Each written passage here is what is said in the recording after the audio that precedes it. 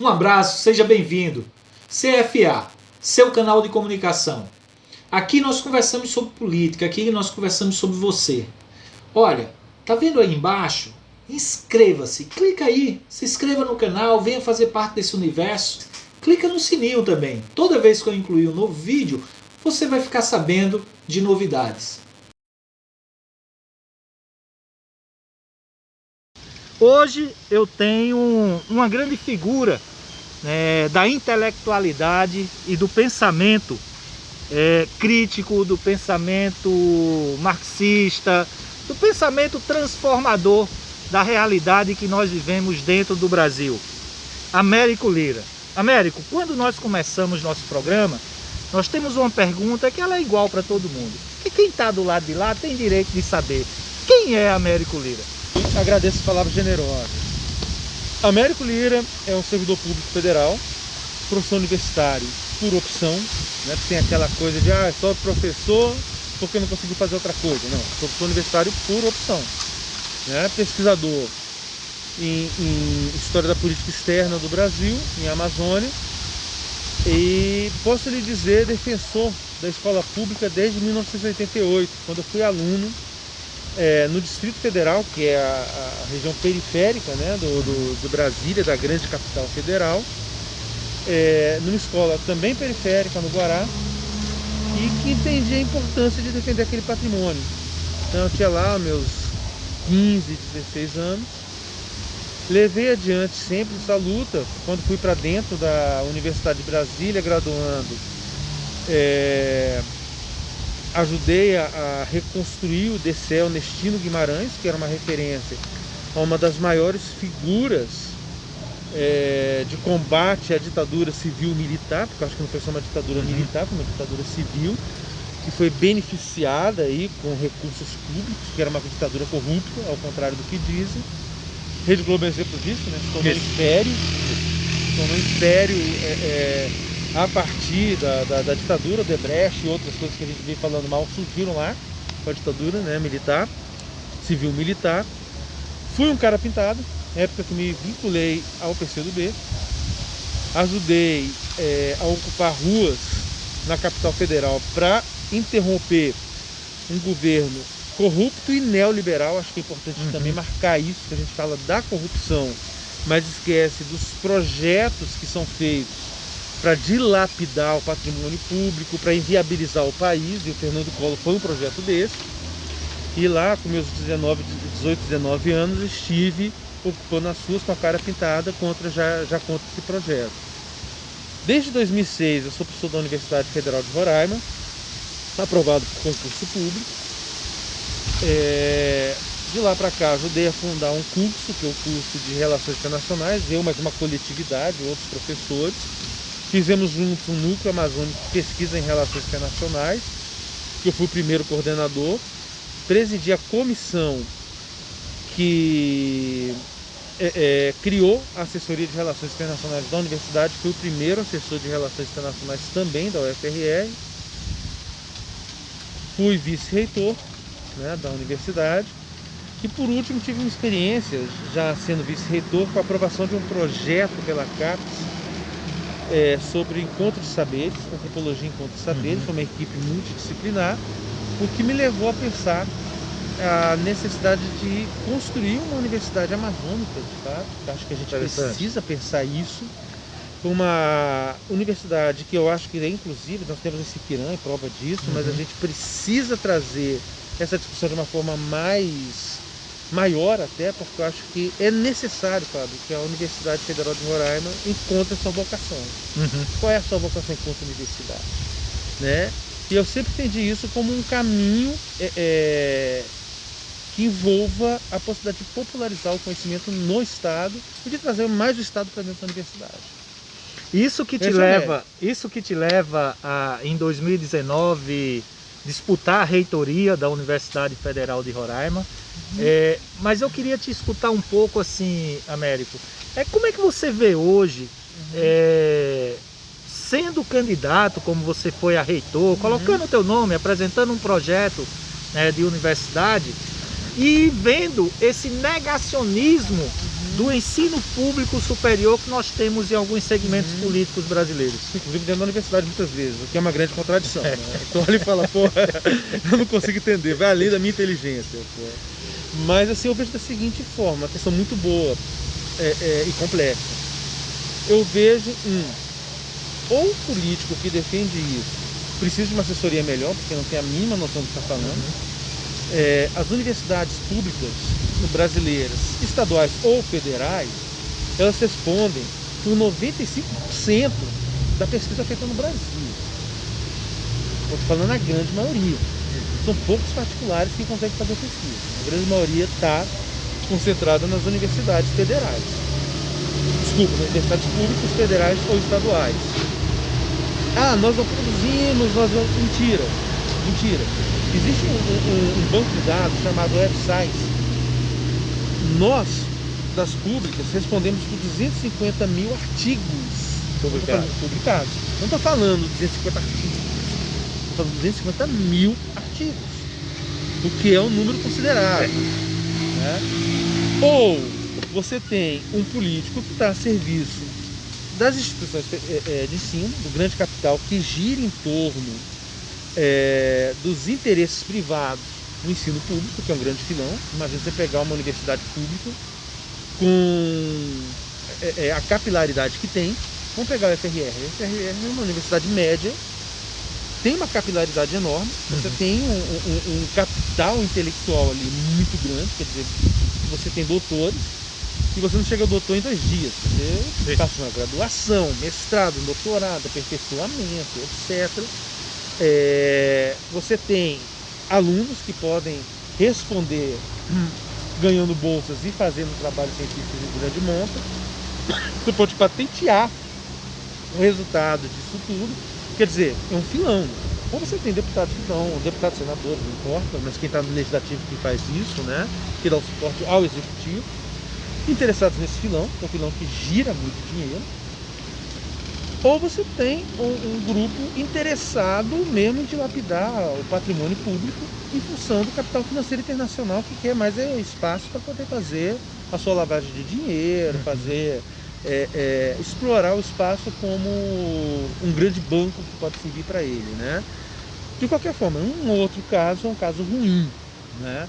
Então eu vejo muito desse negacionismo, na verdade, obedecendo a uma lógica perversa que está por trás disso. Tá? E eu vejo essa variação nesse discurso. Existe aquele que não tem conhecimento e segue o que o outro fala. Mas efetivamente, o sujeito é político, o sujeito está no jogo, ele sabe muito bem que ele não está defendendo uma coisa tola, ele está defendendo algo de maior monta. Então, eu vejo entre esse discurso político do negacionismo da universidade, sobretudo esses 3 interesses. A nossa universidade, e é um exemplo de muitas universidades, ela é baseada num tripé, que é ensino, pesquisa e extensão. A extensão ela é muito precária ainda, mas eu quero te escutar o seguinte, qual a importância desse tripé, ensino, pesquisa e extensão para o desenvolvimento humano nessa lógica de uma universidade amazônica? Eu acho que depois disso nunca mais me chamaram, no encontro com os militares no Rio de Janeiro, fui chamado para Academia Militar das Agulhas Negras. E lá estava num grupo e tal. E eu caí na besteira de chegar e comentar que era mais efetivo, e eu acho que é mais efetivo, você ter uma universidade numa região de fronteira, fazendo pesquisa junto com outras universidades e atendendo aquela comunidade mais diretamente, do que você botar soldados com armas na mão. Isso é mais barato, inclusive. Nunca mais me chamaram. Nunca mais me chamaram para passar pela porta deles, inclusive. Mas por que eu te digo isso? Não existe desenvolvimento em país que não passe por aí. Só para a gente dar uma ilustrada para a pessoa que está dialogando com a gente pensa no ensino e na formação de pessoas qualificadas. Porra, você, por exemplo, a gente passa por uma qualificação que nos torna uma mão de obra altamente qualificada, disputada no mercado. Sim. A gente somos mais inteligentes. Não, nós somos melhor preparados. É isso. Melhor preparados por quê? Porque você tem o cientista ali dentro. Ele está fazendo pesquisas que atendem ou ao mercado ou à sociedade. né? Tem pesquisadores que se voltam buscamente para o mercado. Outros, como eu, que pensam, não, como é que a minha pesquisa pode ser útil para o seu João da esquina, para a Dona Maria, né? Mas é uma questão de opção, né? E a extensão que você colocou muito bem é o momento de você levar essa pesquisa para as pessoas, né? Por que eu estou falando isso? Porque isso representa custos. Vamos pegar aqui exemplos. Em 2017, os Estados Unidos colocou 138 bilhões de dólares na sua área de ciência e produção. A China trabalha de forma diferente, que eles trabalham com planos quinquenais, com planos nacionais.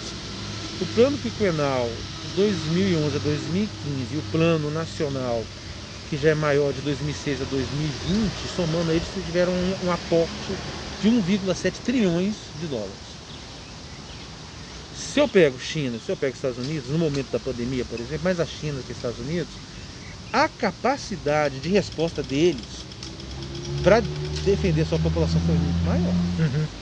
Capacidade de tocar uma vacina. Eles já estavam pensando esse vírus. Não, estavam pensando em outras coisas. A questão é que você investe em ciência para isso. Você investe em várias matrizes e uma dessas, no momento crítico, vai convergir para você mudar a tua agenda de pesquisa e responder aquilo ali. Mas é evidente, os caras têm grana para isso. Os caras têm uma capilaridade, imagina a China e os Estados Unidos são dimensões continentais como a gente. Né? Os caras conseguiram chegar no superior, sobretudo China. A coisa estourou lá, os caras resolveram o problema. Né? Por quê? Porque esse tipo porque existe aporte. O nosso último aporte foi na casa de bilhões, eu não vou me lembrar agora, acho que 13 bilhões, já caindo do valor anterior, que era 15, alguma coisa. E desses 13 bilhões, 39% foi contingenciados. Quer dizer o quê? O dinheiro está lá, mas você não pode mexer. Então, quer dizer, existe orçamento, mas o dinheiro efetivamente não está lá. Então, por que eu estou te dizendo isso?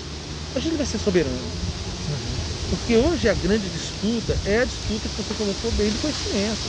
E quem faz o conhecimento é a universidade. E a universidade faz o seu que quer. E a extensão é fundamental para esse critério. Porque é o momento que você leva para a sociedade. É o momento que você escuta e da sociedade traz para dentro. Sabe? É isso que diferencia, isso que dá a vocação da universidade. Como é que a gente pode atender a nossa comunidade aqui? Né? Como a gente pode atender a nossa comunidade em termos de fronteira? Né? Então, eu vejo como condição fundamental, essencial, para se falar de soberania. Soberania vai pelas armas. Então eu estou dizendo que não precisa ter arma, não estou dizendo isso. Estou falando que eu preciso ter sim a força armada. Mas assim, a nossa soberania vem pela nossa capacidade de disputar os nossos interesses. Que a gente vai fazer essa disputa pela nossa capacidade de extensão econômica. E o que vai defender a nossa capacidade de extensão econômica é exatamente a nossa capacidade de produzir tecnologia, de produzir conhecimento, de produzir ciência. Tá? Não é à toa que uma China coloca 1,7 trilhões. Não é à toa que os Estados Unidos colocam 138 milhões de dólares. E a China é uma coisa assim absurda, né? A China, na década de 1970, era um país rural. Exatamente. Um país rural. E hoje, 40 anos depois, 50 anos depois, a China está disputando, por exemplo, a tecnologia de informação no mundo, com os Estados Unidos. Não, eles chegaram, acho que foi no último semestre, eles conseguiram chegar no lado escuro da Lua. Eles foram os primeiros a fazer isso. E para provocar os Estados Unidos, colocaram uma bandeira chinesa. Né? Ficaram ali a bandeira. Aí os americanos resolveram liberar informações que estavam guardadas. Exato. Aí. De repente foi assim uma coisa, né? Surgiu água e exato. Tudo. Daqui a pouco eu vou falar que tem extraterrestre entre nós. Também. Américo, eu quero, antes da gente entrar na parte de relações internacionais, que eu acredito que é um debate importante, eu quero explorar um pouco tua percepção de tua formação política, né? Nós vivemos até 1988 um processo de completa exclusão do povo brasileiro dos serviços públicos, né? Poucos jovens sabem que, por exemplo, atendimento de saúde tinha quem tinha carteira assinada. Exatamente.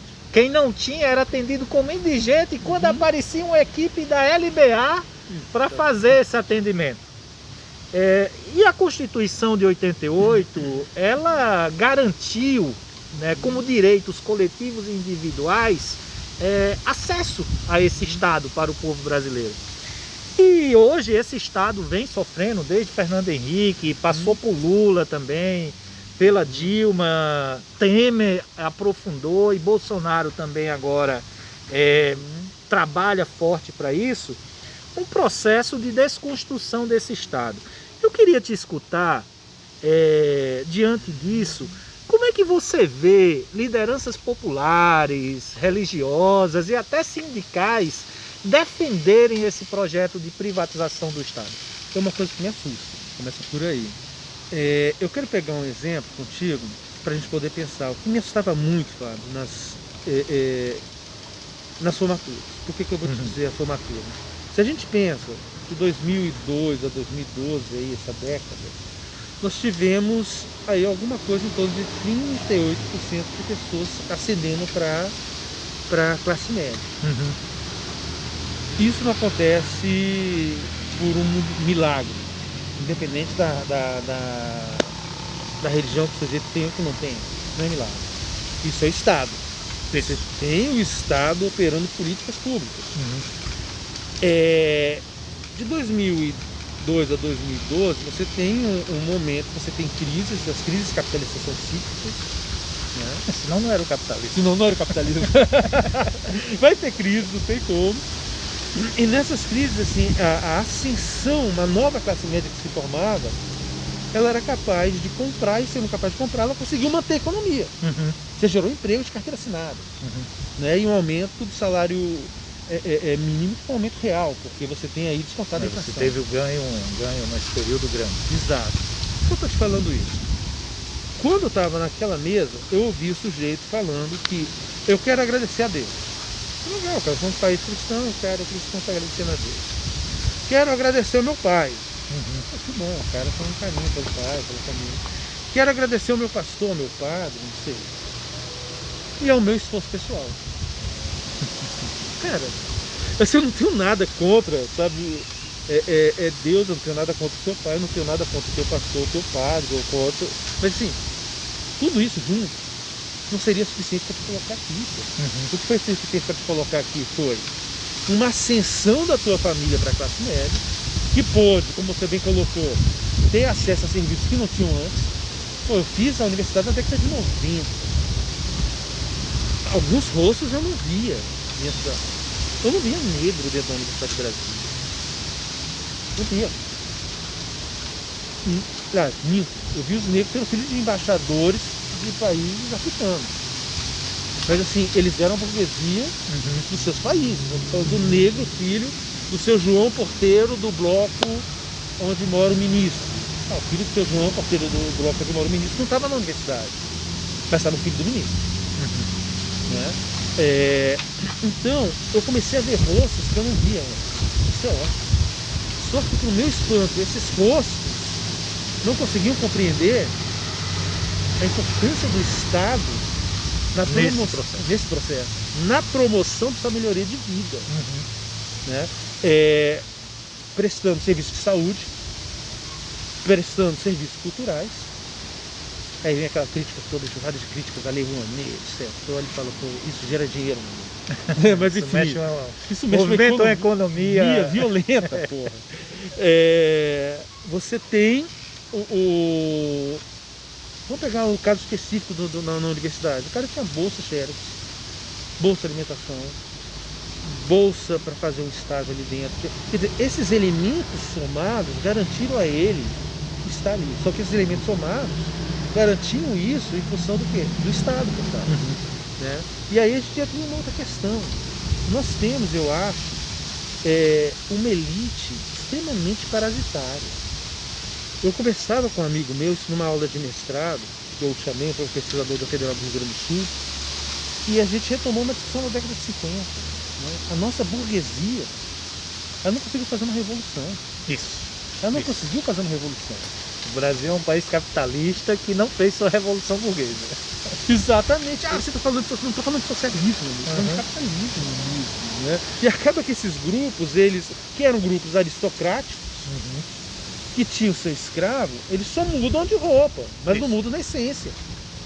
Então, quer dizer, o horror e o ódio a pobre no Brasil é um negócio absurdo. Então a gente cria um capitalismo que por si só já é um sistema de classes, que separa essas classes, num sistema que cria um tipo de classe que torna impossível o motor andar, porque ela não disputa seus interesses. Eu fico assustado quando vejo isso, sabe? Vamos pegar a questão da pandemia, né? Temos que fazer a economia funcionar. Muito bem, ninguém está falando que a economia não tem que funcionar. Só que a economia funciona com trabalho. Isso. E o trabalho precisa do proletário. Se você mata o proletário, você não vai ter trabalho. Acabou. Então você já começa a queimar o discurso capitalista dizendo que não existe mais trabalho. Tanto existe que eles entraram de desespero com a pandemia. Isso. Aquilo que não existia mais passou a fazer falta. Os caras querem que o sujeito vá trabalhar, né? Porque senão a economia não funciona. Quer dizer, eles que são os caras que produzem a riqueza, se dizem os produtores da riqueza, não dão conta do recado. Eles precisam da classe trabalhadora. Mas assim, me assusta a população não perceber isso. Tudo bem, acho que isso também é um processo pedagógico e tal, mas assim, tem elementos que são muito fáceis de perceber. Você colocou bem, eu vivi isso. Eu me lembro de ir para o Hospital Geral. Tem uma cena que para mim foi muito, muito dolorida. Eu era de periferia, brincando, me arrebentei. De madrugada fui para o Hospital de Base, que é o Hospital Geral em Brasília. Estava com o pé virado, tá? Meu pai me levou. Cheguei lá, tinha um sujeito, sem brincadeira, o pé dele estava preso por um fio. Eu olhei pro meu pai e falei, bicho, vamos embora, esse cara tá pior do que eu, não quero ficar aqui não, pô. Quer dizer, era isso, ele tava esperando por alguém que me salvasse, pô. Eu tava esperando por alguém que pudesse ajeitar meu pé. Sabe? Então assim, eu me pergunto, será que a minha geração não conseguiu explicar, a nossa geração não conseguiu explicar para essa geração que vinha, o que elas estavam tendo de ganho? São ganhos que não foram dados. Foram conquistas. Será que a gente não conseguiu? Não sei, é uma coisa que eu não consigo entender. Você percebe aí, eu vejo, eu gosto muito de citar como exemplo o Enchiquirã. Eu não consigo compreender como os alunos do Enchiquirã conseguiram dar o apoio a Bolsonaro que deram. É uma situação em minha cabeça que é aquela incompreensível. Você tem no Enchiquirã uma política que foi inclusive referência internacional de garantia de acesso à formação de indígenas a partir da sua própria concepção pedagógica desse processo de formação. E você tem esse espaço, um governo que é claramente anti-indígena, e você tem o crescimento que Bolsonaro teve. Eu acho que um exemplo claro aqui dentro da nossa cidade é a respeito dessa questão que tu colocas.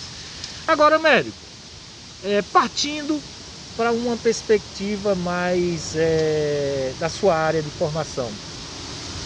Nós tivemos agora, recentemente, um processo de tensionamento político aqui na América do Sul, capitaneado principalmente pelo Brasil, na crise entre política estabelecida entre os Estados Unidos da América e a Venezuela. E nesse processo, o Brasil assumiu uma posição muito clara, de subserviência aos interesses norte-americanos. Meu filho não gosta que chame norte-americano, em respeito a ele eu vou retirar que ele diz que são estadunidenses, porque todos nós somos americanos. Esse negócio de norte isso é um moleque de 13 anos de idade. Pô, meus parabéns, cara, meus parabéns. Você educou muito bem, cara. Mas nós temos um tratado aqui na região, que é um tratado que é muito pouco falado hoje, que é o Tratado de Cooperação Amazônico, que foi assinado lá em idos de 1978 para resolver, inclusive, uma crise política entre Brasil e Venezuela. Essa posição do Brasil, em sua opinião, que é um estudioso dessa área, ele tensiona esse tratado, ele vai de encontro a esse tratado? Totalmente, eu acho que ele vai de encontro ao Tratado de 78 e à organização criada em 95, Porque o tratado ele surge ali ainda muito marcado por aquela ideia de defesa, de segurança, da ideia da incorporação da Amazônia, tal. Ali ainda está muito marcado para aqueles temas militares de incorporação, que a gente sabe o que deu, né? Uma desgraça que foi essa tal incorporação, sobretudo para os indígenas. Isso. Né? E da organização que já tem uma coisa mais fluida no sentido de um multiculturalismo, de multi-relações. Né? Agora vai de conta em que sentido? A gente tem ali uma busca de cooperação dessa região, que é uma maior região de água doce do planeta, uma região extremamente rica em fauna e flora.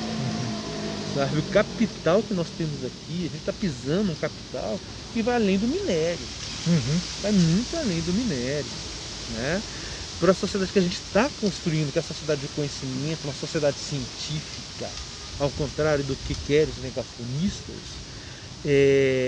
essa região é extremamente cobiçada. E eu entendo que o TCA e o TCA foram um grande passo nesse sentido inclusive com os militares, em 78, de como nós vamos conseguir lidar com isso de uma forma cooperativa. Né? Tudo bem que lá no TCA o Brasil ainda tinha aquela postura de eu sou o grande país e tal. Né? Já com o TCA a gente consegue chegar a um consenso. A secretaria do TCA fica em Brasília, mas assim, a coordenação gira em torno dos países membros. Agora ali você mostra também uma falta de percepção de política internacional enorme. Né? Você atrela a nossa política externa não a um país, mas você atrela a um governo. Quer dizer, isso é ímpar na história do país. Sabe? Você atrela a tua política ao governo Trump. O governo Trump, que é uma face da moeda do Biden também, porque eu também não vejo no Biden nenhum tipo de mocinho lutando contra o bandido. Digamos que o Biden ele lava as unhas depois que faz a besteira e o Trump quer mostrar as unhas sujas. Né? O Biden faz aquele discurso de uma direita civilizada, enquanto o Trump fazia um discurso de esquerda, de uma direita bárbara, que é o que faz aqui o Bolsonaro. Né? Então a gente tensionou, desculpa o termo que eu vou usar, para puxar o saco dos Estados Unidos. Tensionou por isso. E agora a coisa começa a tomar outras proporções. Né? O Biden já mostrou que ele vai buscar a sua intervenção na América do Sul, mas é aquela intervenção não do grito. A intervenção através daquelas revoluções coloridas, daquele discurso de corrupção, daquela coisa de vamos intervir em nome da democracia, tal. E a gente fica fora do jogo, né? Efetivamente a gente foi posto para fora do jogo. E pior de tudo, fazendo lambança no TCA. Vamos para a arquibancada. Vamos para a arquibancada. Nós somos da época da geral, a gente vai para geral. A gente vai para geral, sabe? Então quer dizer, pior do que a arquibancada, a gente está completamente fora. Né? E o que me assusta, porque aí eu vou um pouquinho além, você me desculpa, a China está crescendo nessa região também. A China precisa do minério do Peru e precisa dos peixes da China, do Chile. E está fazendo investimentos para criar na Argentina um centro produtor de soja, que hoje compra do Brasil, e compra em grande medida do Brasil, e para a criação dos seus portos, que eles têm toda uma... Né? Eu falo isso, as pessoas começam a rir, eu falo, mas criaram uma estrutura para poder criar os portos para serem consumidos na China, só que isso representa um aporte de investimento alto. A médio e longo prazo a gente também está para fora, na geral, no aspecto da economia. Então quando eu ouço o Bolsonaro chegar e falar, mas a China precisa da gente, será, mano? Será que precisa? Praticamente não precisa mesmo não. Então a gente está no risco de ficar sem contar os investimentos que eles têm feito na África, né? Exatamente. São aportes gigantescos, né? Quer dizer, repara como a gente vai, com essa política de tensionamento que a gente cria na vizinhança, está cada vez mais isolado. Sabe? Assim, a gente está isolado do próprio controle da Amazônia, que efetivamente nós tínhamos controle da Amazônia. O Brasil, para bem ou para mal, ele tinha não só uma reação, uma posição proativa, como ele tinha um respeito das suas políticas por parte dos seus vizinhos, internacionalmente falando, de fazer monitoramento. Então, quer dizer, éramos uma potência média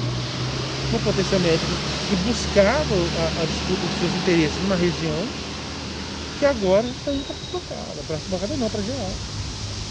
Não, pensando em termos de futebolístico, a gente está caindo para a segunda com possibilidade de cair para a terceira e para o futebol de várzea.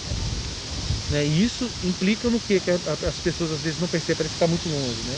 Implica que não vai ter uma economia capaz de enfrentar crise, que implica que o seu João, que é dono da papelaria, vai comprar e não vai ter como vender. Porque efetivamente não vai ter comprador. Implica que a fábrica que vende o seu João também não vai ter como vender. Implica que a gente vai quebrar a cadeia produtiva toda. E eu fico pensando no esquema de Roraima.